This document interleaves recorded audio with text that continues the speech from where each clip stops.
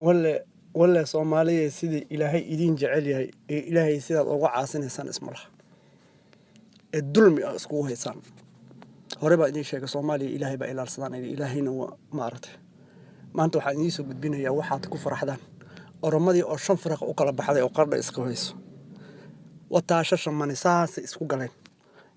waxaa dhacday qoladii Oromila Bridge Front la dhahay hadda soo gashay ee qoladii Jawaari Jawhar oo iyagana kuwada miyir adaga ayaa isku dhacay eber qoladan waa la filay waliba sida ay tahay konton kala fariiqa jirto Oromo kala tagtay guul iyo gobonimo Soomaaliya dadka Soomaaliyeedu Ilaahay mar walba saas idinku weeliya war ka faa'iideysta Ilaahay heeladiiso ficilka aan idin soo diray iyo maasiyadka da iga soo jawaabi weydaan dhalinyarada Soomaaliyeed waxaan idin ballan qaadayaa inaan idin ka samro maasiyadkaas idin soo codsi ah dhalinta kacdoonka midnimo qaata wax aan noqono